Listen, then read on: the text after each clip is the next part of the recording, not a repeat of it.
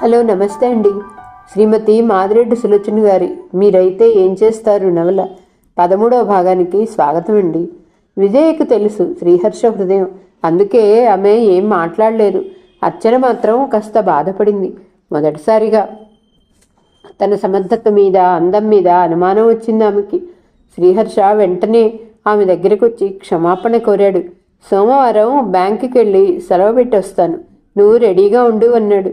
ఆ మాత్రానికే ఆమె హృదయం పున్నమినాటి సముద్రంలా ఉప్పొంగిపోయింది. ఆమె కళ్ళు మిలమిల్లాడాయి. విజయ తమ్ముడి వంక జాలిగా చూసింది. రాజశేఖర్ పిలవటంతో శ్రీహర్ష అతని గదిలోకి వెళ్ళాడు. ఓన్ యువర్ హౌస్ స్కీమ్లో డబ్బు వచ్చింది శ్రీహర్ష, ఇది బ్యాంకు లోన్లో కట్టే అని 15,000 రూపాయలు క్యాష్ ఇచ్చాడు. మరో 15,000కి చెక్ ఇచ్చాడు. ఈ చెక్కు కమిషన్పై క్యాష్ చేస్తారు, క్యాష్ చేయించి 30,000 కట్టేయి అన్నాడు. 2 రోజులు ఆలస్యమైనా పర్వాలేదు బావా, చెక్కులే తీసుకో, నువ్వు ఎవరికిచ్చినా చెక్కులే ఇవ్వు అన్నాడు. ఇక ముందు అలాగే చేస్తాను, రసీదులు రాయటం కుదరకపోయినా సమస్య ఉండదు, ఈ డబ్బు తీసుకువెళ్ళటం సేఫ్టీ ఉండదు బావా అన్నాడు Sriharsha. I will see this is last, ఎవరో దుబాయ్ వెళ్తూ ఇచ్చారు అన్నాడు. రాజశేఖర్కి తెలుసు 1-2 సార్లు చెక్కులు ఆనరు కాక గల్లంత అయిన విషయం ఇప్పుడు చర్చించాలనుకోలేదు. ఇద్దరూ బయటికెళ్లారు. శ్రీహర్షకు మాత్రం గుండెలు ఎవరో పిండుతున్నట్టయింది.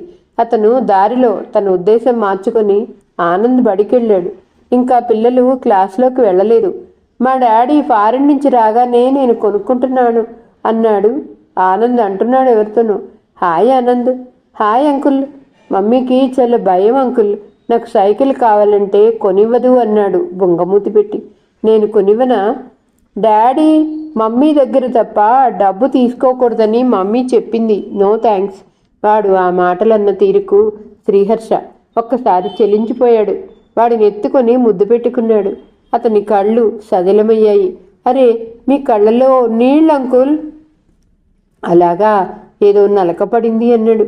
మా మమ్మీకి అంతే, ఎప్పుడు కళ్ళల్లో నలక పడుతుంది అంటున్న వాడల్లా బెల్ కావటం విని శ్రీహర్ష చేతుల్లో నుండి దిగి పరిగెత్తాడు. మీ అమ్మ కళ్ళల్లో కారం చల్లపోతున్న దుర్మార్గుడిని ఆనంద్ అనుకున్నాడు. మెల్లగా కాళ్ళు ఇచ్చుకుంటూ స్కూటర్ వైపు వచ్చాడు. అంజని పార్థసారథి గారికి ఫోన్ చేసి చెప్పింది ఈరోజు తనకు తలనొప్పిగా ఉంది, రాలేనని. ఆమె మనసంతా చేదు మింగినట్టుంది. ఆ రోజు శ్రీహర్ష వివాహం తిరుపతిలో జరుగుతుంది. అతనే బడి దగ్గర కనిపించాడు. నాకు గతం మర్చిపోయి ఆనంద్ కోసమే బతికే బలం కావాలి అనుకుంది పదే పదే. మమ్మీ, ఎందుకు అలా కూర్చున్నావు? ఎలా కూర్చున్నాను? సాడ్గా. నాకు ఫస్ట్ మార్కులు వస్తే రిషి ఇలాగే కూర్చుంటాడు అన్నాడు. అంజని విషాదంగా నవ్వింది. మై డియర్ ఫ్రెండ్, పేపర్ ఇస్తావా? గడ్డం గీసుకుంటూ కోటేశ్వరరావు వచ్చాడు. ఓకే మిస్టర్ రావు. ఆనంద్ వార్తాపత్రిక తీసి అందించాడు. థ్యాంక్ యూ ఆనంద్ బాబు అన్నాడు పేపర్ తీసుకుని. సబ్బు సరిగ్గా తుడుచుకోవు అన్నిన వాడలా తుండు తీసుకుని అతని మొహం తుడిచాడు. బుగ్గ మీద ముద్దు పెట్టాడు. అంజు ఒక్కసారి కేక పెట్టాడు కోటేశ్వరరావు. నాన్న ఏమిటి? కంగారుగా లేచింది అంజని. ఏం లేదు, నా ఉసురు నీ ఉసురు కొట్టింది. పేపర్ నేలకేసి కొట్టాడు. అంజని చటుక్కున్న పేపర్ తీసుకుంది. మొదటి పేజీలో శ్రీహర్ష ఫోటో ఉంది. బ్యాంకులో ఉద్యోగిగా చేరి దొంగ నోట్లను మారుస్తున్న ఒక విద్యాధికుడైన ఇంజనీర్ అరెస్ట్ అని ఉంది. చూసావా అంజని, పత్తిత్తుల్లా మాట్లాడి ఎంతకు తెగించారో. కోటేశ్వరరావు పళ్ళు కురికాడు. చదువుకుని బ్యాంకులో చేరి ఇతను చేస్తున్న పని ఇదా? హేళనగా నవ్వాడు. అతడికి తెలిసింది శ్రీహర్ష 2వ వివాహం చేసుకుంటున్నాడని. అప్పటి నుండి కోటేశ్వరరావు హృదయం భగభగా మండుతుంది. తన కారు తీసుకువెళ్ళి స్కూటర్కు డాష్ కొట్టి రావాలనుకున్నాడు. కానీ కూతురి మొహం చూసి ఊరుకున్నాడు. అంజని ఆదుర్దాగా వివరాలు చదివింది. శ్రీహర్ష నమ్మించి తన పబ్బం గడుపుకుంటున్నాడని బ్యాంక్ అధికారులు అభిప్రాయపడుతున్నారు.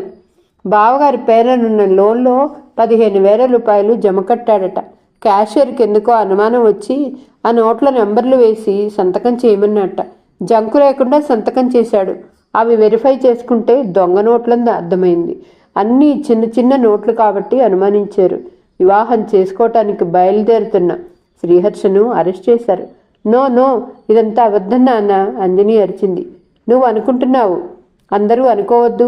ఒకప్పుడు నా పైన పడిన నిందలన్నీ అబద్ధాలేనని ఎంతగానో అరిచానమ్మా, ఎవరు విన్నారు అన్నాడు ఆయన లేచి బాత్రూంలోకి వెళ్తూ. అంజనికి తండ్రి హృదయం అర్థమైంది. అతను శ్రీహర్షకు ఏ విధమైన సహాయం చేయలేడు. అతడిని కాదని ముందుకు సాగలేడు. అంజని రాయిలా కూర్చుండిపోయింది. అంజని, ఈ డ్రైవర్ ఏనాడు టైంకి రాడు. ఆనంద్ను బడిలో వదిలిరా. పద్మ ఆనంద్ను తీసుకొచ్చి ఆమె దగ్గర వదిలేసింది. అంజని ఒక్క నిమిషం ఆలస్యం చేయకుండా కొడుకుని తీసుకుంది. ఆనంద్ను బడిలో వదిలింది. అక్కడి నుండి లాయర్ పార్థసారథి దగ్గరికి వెళ్ళింది. అతడికి శ్రీహర్ష విషయం చెప్పింది. ఆయన అలాంటి వారు కాదు అంది కన్నీటితో. మనం ప్రొసీడ్ అయ్యే కంటే ముందు ఒకసారి నేను రాజశేఖరంతో మాట్లాడితే కొంత కేసు అర్థమవుతుంది అన్నాడు. ఇప్పుడే పిలుస్తాను. ఆమె త్వరగా ఫోన్ చేసింది. అవతల ఎవరో కొత్త కంఠం పలికింది. రాజశేఖరం గారు పోలీస్ కమిషనర్ ఆఫీస్కి వెళ్ళాడు అన్న జవాబు వచ్చింది. అర్చన అయి ఉంటుంది. నాకంటే దురదృష్టవంతురాలు నిట్టూర్చింది. ఆమె తిన్నగా పోలీస్ కమిషనర్ ఆఫీస్కి వెళ్ళింది. అక్కడ తండ్రికి తెలిసిన అతను కనిపించాడు. అతను శ్రీహర్ష బెయిల్ కోసం ప్రయత్నించాడు. బెయిల్ నిరాకరించారు. ఆ రోజు ఇన్స్పెక్షన్ ఉన్నదట. అతను సైట్ మీద వెళ్ళాడు అన్నాడు. అంజని అతని ఇంటికి ఫోన్ చేసి అతను పనిచేసే స్థలం కనుక్కొని అక్కడికి వెళ్ళేసరికి సీన్ దారుణంగా ఉంది. కూలీలంతా రాజశేఖర్ను ఎదుర్కొంటున్నారు. ఏది దొరికితే అది దాంతో కొడుతున్నారు. అంజని అడ్డుపడింది. ఆగండి, చట్టాన్ని మీ చేతుల్లోకి తీసుకోవటం పొరపాటు అంటుండగానే ఒక రాయి వచ్చి ఆమె నుదురు తాకి నేలపై పడింది. ఆమె కట్టిన తెల్లని చీరపై ఎర్రని రక్తం మరకలు స్పష్టంగా కనిపించాయి. జనం తగ్గారు. అంజని పమిటతో నుదురు ఒత్తుకొని చూసింది. అక్కడ నేలపై మరో వ్యక్తి ప్రాణం లేనట్టు పడి ఉన్నాడు. ఏం జరిగింది అంజని అడిగింది. ఆ పాపిష్టి కాంట్రాక్టర్ని అడగండి. అటు ప్రజలను ఇటు ప్రభుత్వాన్ని దోచుకుంటున్నారు అన్నాడో యువకుడు. మళ్ళీ కూలీలు రెచ్చిపోయారు. ఆగండి, అతనెవరో కానీ అతనికి దొరికే డబ్బు కూడా మీ తొందరపాటు వల్ల దొరకదు అని అంజని అరిచాక తగ్గారు. రాజశేఖర్కు బాగా దెబ్బలు తగిలాయి. మొదట అతని పరిస్థితి చూద్దాం అంటూ అంజని వంగి నేల మీద పడిన వ్యక్తిని చూసింది. అతని ప్రాణం ఎప్పుడో పోయిందని అర్థం చేసుకుంది. అక్కడ జనాన్ని ఉద్రిక్తులను చేయటం ధర్మం కాదని భావించింది. రాజశేఖరం గారు, కాస్త సాయం పెట్టండి, ఆసుపత్రికి తీసుకెళ్దాం అన్నది. అతను వచ్చి సాయం పెట్టాడు. అంత మీదికెళ్ళి పడ్డాక ఇంకా ప్రాణం ఉన్నది. ఒక కూలీ పెదవి విరిచాడు. మీరు నిర్ణయిస్తే వదిలివేయటం కుదరదు, డాక్టర్ నిరూపించాలి అన్నది కారు రివర్స్ చేస్తూ. రాజశేఖరం వచ్చి ఆమె పక్కన కూర్చున్నాడు. గుమస్తా వెనుక శవం పక్కన కూర్చున్నాడు. అంజని కారు స్టార్ట్ చేసింది. అతను చనిపోయాడు అంజని అన్నాడు రాజశేఖరం. ఆమె పెళ్ళైన తర్వాత చూడటమే. మళ్ళీ ఈరోజు పలకరిస్తున్నాడు. అబల కాదు, ఆరితేరిన యువతి ఇప్పుడు. బేలచూపులు కాదు, తీక్షణంగా చూస్తూ మనుషుల్ని అంచనా వేయాలని చూస్తుంది. కట్టు బొట్టులో చాలా హుందాతనం కనిపించింది. నాకు తెలుసండి, అక్కడ జనాల్ని చెదరకొట్టాలంటే అతన్ని అక్కడి నుంచి తరలించాలి అన్నది. ఓ ఐసీ అన్నాడు నుదుట పట్టిన చెమట ఒత్తుకుంటూ. ఎలా పడ్డాడతను? నిన్న పని అనుకున్న సమయానికి జరగాలని 40 బస్తాల సిమెంట్ బ్లాక్లో కొన్నాను. దాంట్లో బూడిద పాలే ఎక్కువ ఉన్నట్లుంది. అందులో మా సూపర్వైజర్ కొంత మిగిలించుకుందామని రేషియో తగ్గించాడు. బాల్కనీ స్లాబ్ పోశారు. ఈరోజు ఇన్స్పెక్షన్కి వచ్చి అతను కాలు పెట్టగానే స్లాబ్ కూలింది అన్నాడు. 4 గంటల్లో ఆరిపోవాలి కదా బూడిద. ఇసుక ఏమారుతుంది అన్నాడు. దేశంలో సంవత్సరం తిరిగేసరికి 10,000 రూపాయలతో పని ప్రారంభించిన కాంట్రాక్టర్లు లక్షాధికారులు అవుతున్నారు. ఈ దోపిడీ ప్రభుత్వానికి తెలీదా? ప్రజలకు తెలీదా? ఒకప్పుడు ఓవర్సెల్ కోర్సు చదవాలి, డబ్బులు వస్తాయి అనే తల్లిదండ్రులు ఇప్పుడు కాంట్రాక్ట్కి ఎగబడ్డారు. అక్రమం, అన్యాయం ఏవీ గుర్తుండదు, ఆర్జన తప్ప. హయ్యర్ పరిస్థితికి ఇచ్చిన ఇళ్ళు మరీ ఘోరం. సగం డబ్బు కట్టకముందే పెచ్చులుడి మొండిగా కనిపిస్తుంటాయి. మొన్న వారికి ఏదో తృప్తి, మేము ఒక్కసారి డబ్బు ఇవ్వలేదు అనుకుంటారు. కారు ఆసుపత్రి ముందుకెళ్ళి ఆగింది. అంబులెన్స్ తెచ్చి పైనుండి పడిన అతన్ని తీసుకెళ్లి చనిపోయారని చెప్పారు. రాజశేఖరం గారు, మీరు బయట తిరగటం అంత క్షేమం కాదు. ఈ దెబ్బలు చూపి మిమ్మల్ని అడ్మిట్ చేస్తాను. దయచేసి నా మాటలు వినండి అంది. సారీ అంజని, నీకు ఈ విషయం తెలియదేమో. శ్రీహర్ష అరెస్ట్ అయ్యాడు అన్నాడు అపరాధిలా తల వంచుకుని. పేపర్ చదివాను. అతను క్షేమంగా ఉంటాడు. మీరేం దిగులు పడకండి. మీరు బయట ఉండటం అంత క్షేమం కాదు. మీ పబ్లిసిటీ మీకు హాని చేస్తుంది. ఇందాక కొందరి మాటలు విన్న మీదట నేనిచ్చే సలహా ఇది. నీ సలహా విని పనిచేస్తే అయినట్టే అనబోయి ఆగిపోయాడు. ఆమె ఇప్పుడు సిటీలో లీడింగ్ లాయర్ అసిస్టెంట్.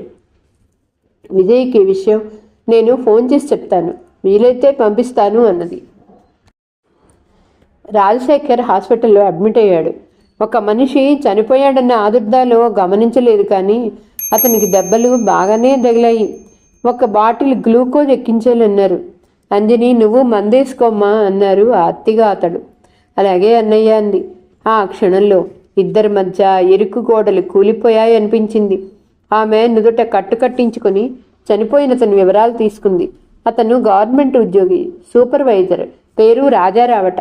అతని ఐడెంటిటీ కార్డులో ఉన్న అడ్రస్ తీసుకుంది. తిన్నగా పోలీస్ స్టేషన్కి వెళ్ళి రిపోర్ట్ చేసింది. వెంటనే చేయాల్సింది. ఆసుపత్రికి ఎందుకు తీసుకెళ్లారు? సబ్ ఇన్స్పెక్టర్ అడిగాడు. చిన్న ఆశ ఇన్స్పెక్టర్ గారు, కొన ప్రాణం ఉన్న మెడికల్ ఎప్ అందుతుందని అని వాళ్ళకి వివరాలు చెప్పి విజయ నర్సింగ్ హోమ్కి వెళ్ళింది. ఇప్పుడు డిస్టర్బ్ చేయొద్దండి, ఆమె ఒక క్రిటికల్ ఆపరేషన్ చేస్తుంది. ఆమె అసిస్టెంట్ అర్చన కూడా రాలేదు అన్నారు. That's all right. ఆమె బయటికి రాగానే చీటీ ఇవ్వండి అని గబగబా 4 వాక్యాలు రాసిచ్చింది. ఆమెకు అప్పుడు గుర్తొచ్చింది ఉదయం నుండి తనేం తినలేదని.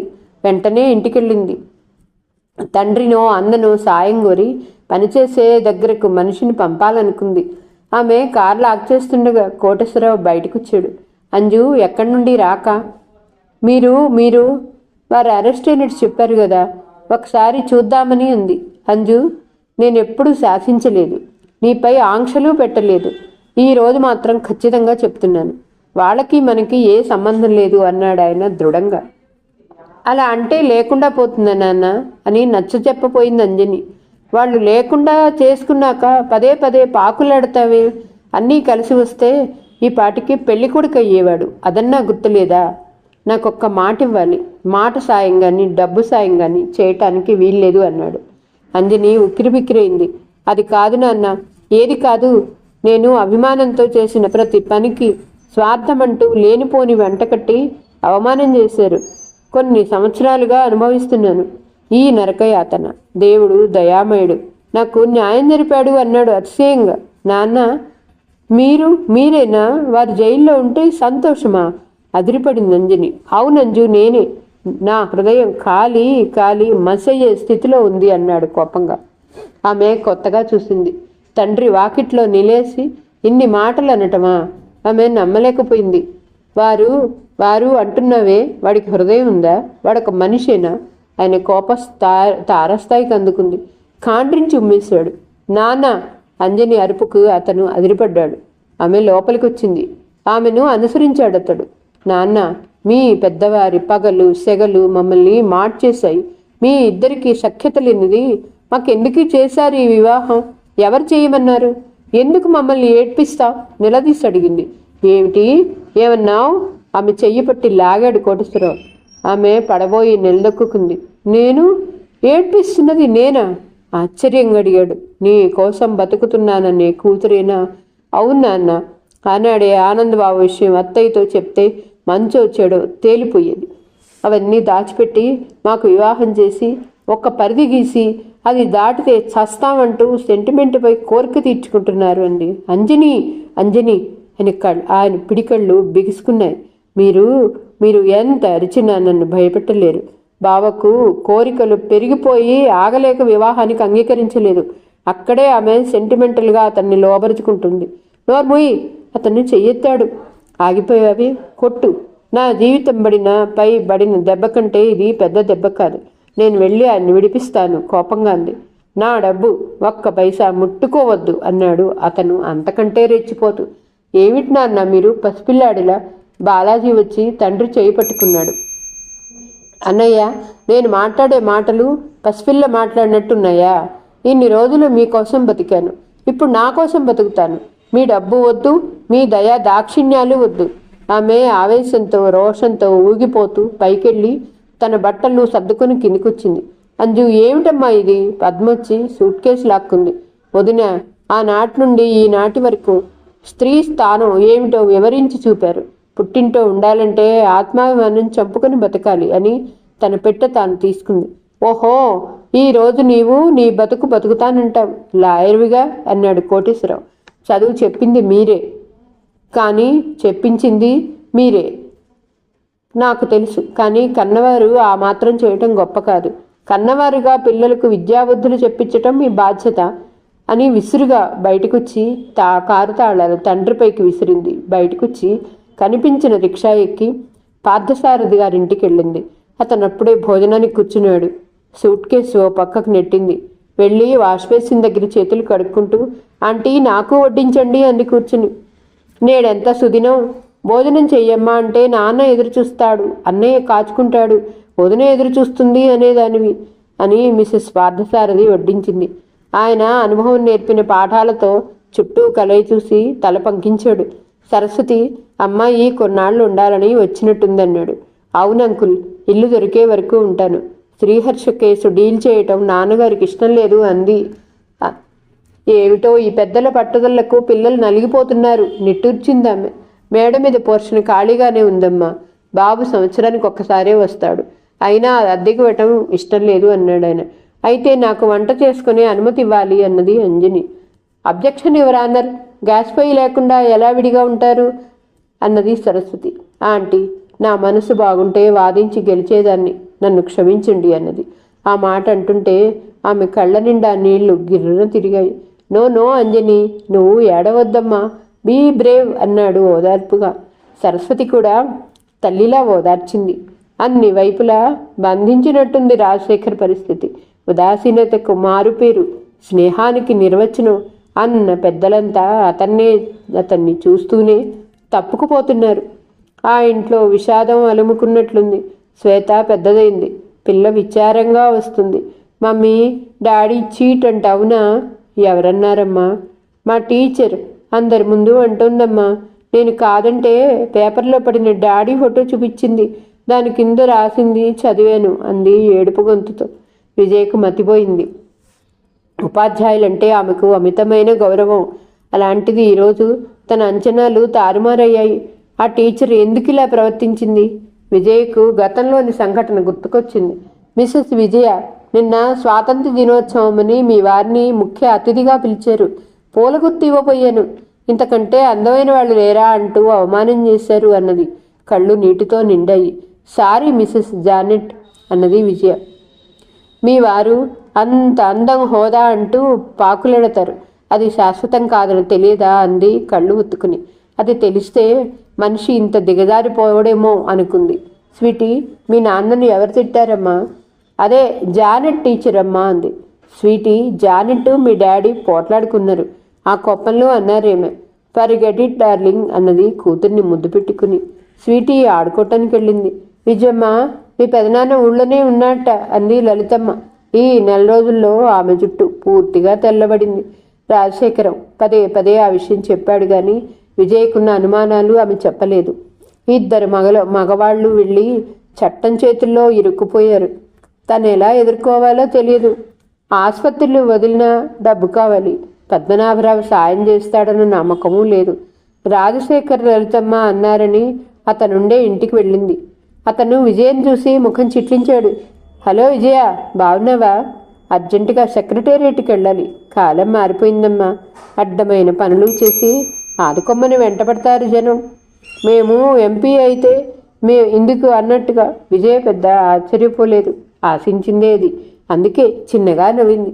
అలాగా పెదనాన్న, వెళ్ళిరండి. ఇక్కడికి పని మీద వచ్చాను. ఒక్కసారి మిమ్మల్ని చూడాలనిపించింది అని లేచింది. ఇంట్లో మీ పెద్దమ్మ ఉంది. అతని మాటలు పూర్తయ్యే లోపలే విజయ కారులో కూర్చొని కారు స్టార్ట్ చేసింది. ఆమె ఇక్కడ ఇంటికి వచ్చేసరికి అక్కడ శ్రీహర్ష్ ఉన్నాడు. అతని ముఖంలో కొత్త కాంతి కనిపించింది. అతను కుంగిపోయినట్టు కనిపించలేదు. లలితమ్మ కంట నీరు పెట్టుకొని అతని చేతులు నిమురుతోంది. బెయిలిచ్చారా శ్రీ? ఒకరు ఇప్పించారక్క అన్నాడు. ఎవర్రా, మీ పెదనాన్నేనా? లలితమ్మ అడిగింది. ఊరు పేరు ఎందుకులేమ్మా, నన్ను ప్రేమించి అభిమానించే వ్యక్తి అన్నట్లు. అక్కయ్య, నేను రాత్రికి బొంబాయి వెళ్ళాలి. బావగారికి క్యాష్ ఇచ్చిన వారిని కలుసుకోవాలన్నాడు. అతను హుషారుగా గడ్డం చేసుకొని బట్టలు సర్దుకొని తయారయ్యాడు. పాపానికి పలుకుతున్నాయి రోజులు. సిమెంటు బావ తయారు చేశాడా? ఎవడో కాలు దారి పడితే అది హత్య ఎలా అయింది? లలితమ్మ కొడుకుని అడిగింది. మనం అర్థం చేసుకోవటంలో ఉందమ్మా అన్నాడు బ్లేడ్ కడుగుతూ. ఆమెకు అతని మాటల్లో ఎన్నో అర్థాలు ధ్వనించాయి. నాన్నకు ప్రమాదం జరిగితే అది కోటేశ్వరరావు చేసిన హత్య అనలేదా? ఒక్కసారి ఆలోచించు అన్నట్లున్నాయి. రాజశేఖరం నెల రోజుల క్రితం సిమెంటు ఇంటికి మోస్తుండగా పట్టుకుని పంపించేశాడో వర్కర్ని.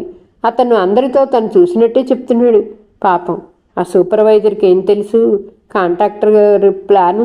అమాయకంగా ప్రజల దగ్గర అంత డబ్బు తీసుకుని ఇలాంటి ఇల్లు కడితే ఎలా అని అడుగుతుంటే భుజం మీద చెయ్యి వేయటం చూశాను అన్నాడు పోలీస్ దగ్గర. అది విని రాజశేఖర్ని అరెస్ట్ చేశారు. నిజానికి సమయానికి ఆ వర్కర్ జంగయ్య అక్కడ లేనే లేడట. అది విజయ్ కనుక్కొని వచ్చింది. ఈనాటి జంగయ్యే, ఆనాటి బాలరాజు కాదు కదా. ఆమెకు మతిపోసాగింది. తల పట్టుకొని కూర్చుంది లలితమ్మ. శ్రీహర్ష కాఫీ కలిపి తల్లికి అక్కకు ఇచ్చాడు. తను కప్పు తీసుకున్నాడు. అక్క, నువ్వు నిశ్చింతగా ఉండు. కొన్నాళ్ళు బావ లోపల ఉండటమే మంచిది. ఈ కేసులు ఒకదానితో ఒకటి ముడిపడ్డాయి అన్నాడు. నాకే దిగులుగా లేదురా అన్నది విజయ. లాయర్ పార్థసారథి గారికి ఏదైనా ఇన్ఫర్మేషన్ కావాలిస్తే ఫోన్ చేస్తారు, మీరు వెళ్ళాలి అన్నాడు. అలాగే అంది విజయ. అక్క, నువ్వు దిగులుగా ఉంటే స్వీటీ సంగతి ఏమిటి? ఇవన్నీ మనకు పట్టిన శని చేయిస్తున్నాడు అనుకుంటాను. ఏమ్మా, ఏమంటావు? నాపై నిష్ఠూరాలు వేస్తారు. చెప్పవే విద్యమ్మ. ఆ స్థానంలో ఉంటే నువ్వేం చేస్తావు? మీరైతే ఏం చేస్తారా అన్నది ఆవేశంగా. ఇప్పుడు చేస్తున్నాను కదమ్మా. బావను తేలికగా హంతకుడు అనొచ్చు, కానీ అనను, ఆలోచిస్తాను అని ఫోన్ రాగానే వెళ్ళాడు. హలో, మినార్కే దొరికిందా? వెళ్తాను చెప్పాను. అక్క కానీ అమ్మ కానీ వస్తారు. Nothing to worry. పిలు. ఓ ఎస్ బాస్, మీ ఆజ్ఞ శిరస వహిస్తాను. థ్యాంక్ యూ అని ఫోన్ పెట్టాడు. ఎవరు అన్నది విజయ్కి అనూహ్యంగా ఉంది. అవసరమైతే తమ్ముడే చెబుతాడని ఆమె అడగలేదు. అక్క, నాకు మీనార్లో రిజర్వేషన్ దొరికింది. బొంబాయిలో కొందరు స్నేహితుల ద్వారా ఈ దొంగ నోట్లు ఇచ్చేవారి అడ్రస్లు తెలుసుకున్నా. నా ట్రిప్ సక్సెస్ అవుతుంది అన్నాడు. విజయ చటుక్కుని లేచింది. నేను వస్తాను శ్రీ. ఇదంతా చూస్తుంటే పద్మవ్యూహంలా ఉందన్నది. మరేం పర్వాలేదక్క, నువ్వేం కంగారు పడకు. ఇక్కడ చూసుకోవాల్సిన పనులు చాలా ఉన్నాయి అన్నాడు. అతను బట్టలు సర్దుకొని బయటికి వెళ్ళిపోయాడు. అతనంత హుషారుగా ఉండటానికి కారణం అర్థం కాలేదు. లలితమ్మ మాత్రం కనిపించిన రాయికల్లా మొక్కింది. ఒక్క అభియోగం కాదు, ఇటు కొడుకు అటు అల్లుడు ఇరుక్కుపోయారు. వాళ్ల భవిష్యత్తు ఏమిటో అనూహ్యంగా ఉంది. గుడికెళ్ళొచ్చేసరికి బాలరాజు ఎదురొచ్చాడు. అమ్మా, లాయర్ పార్థసారథి గారట, ఫోన్ వచ్చింది అన్నాడు. విజయ్ లేదా? కూతురి కోసం ఇల్లంతా చూసింది. లేరమ్మా, ఆసుపత్రికి వెళ్ళారు అన్నాడు. లలితమ్మ ఆసుపత్రికి ఫోన్ చేసింది.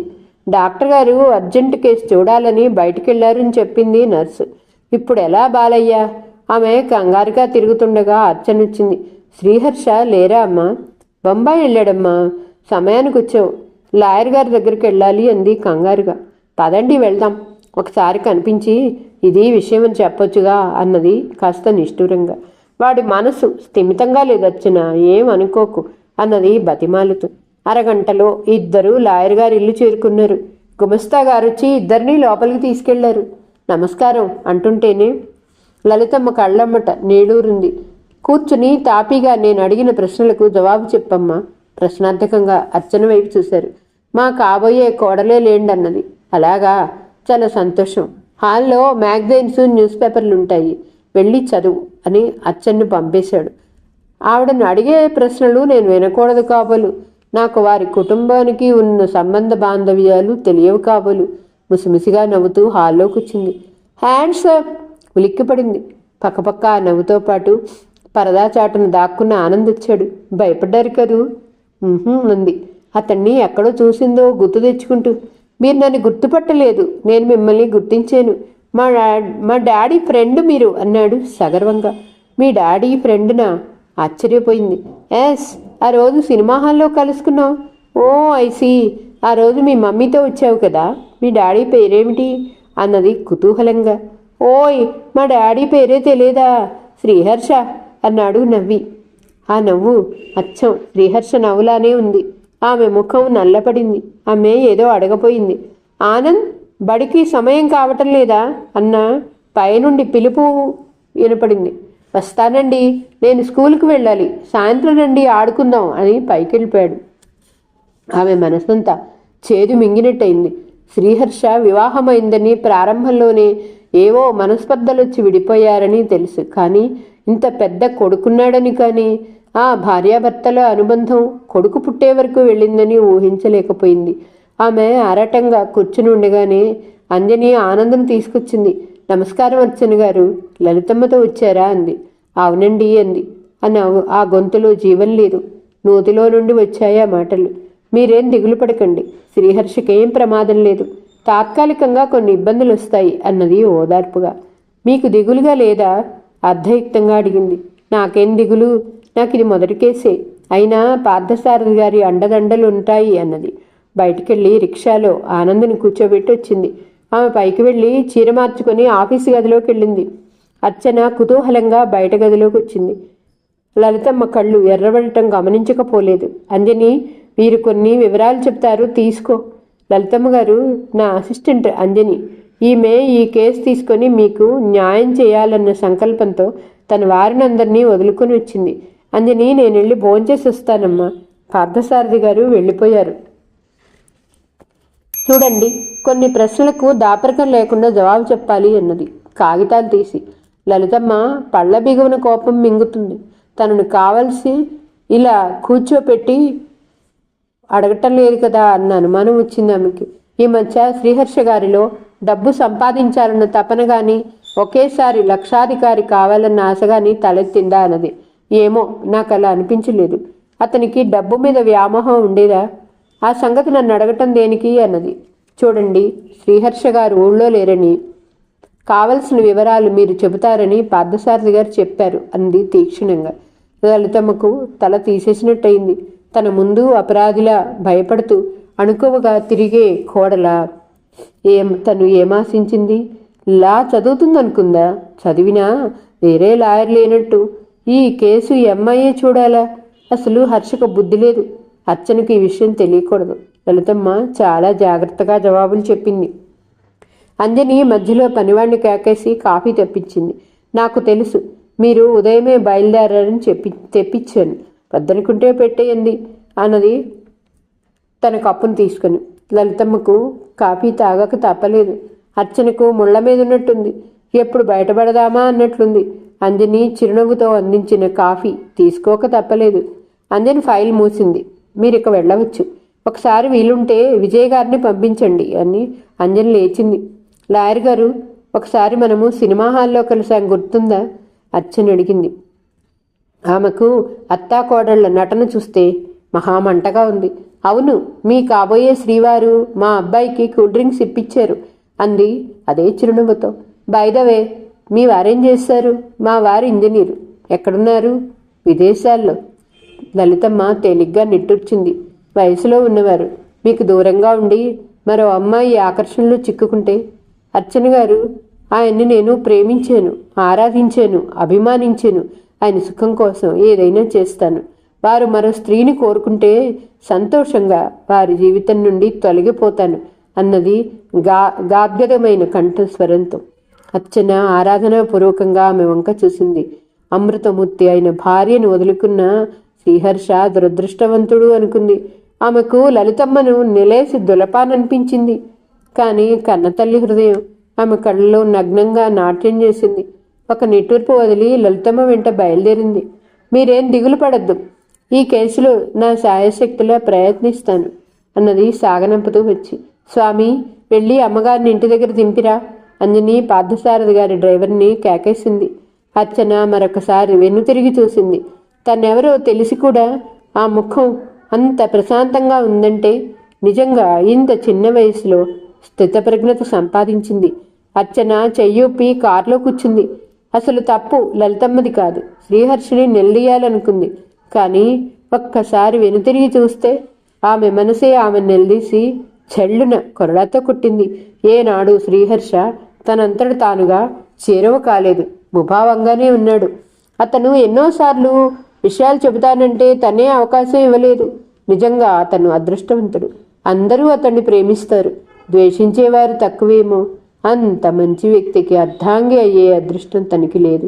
అప్రయత్నంగా కళ్ళు ఒత్తుకుంది.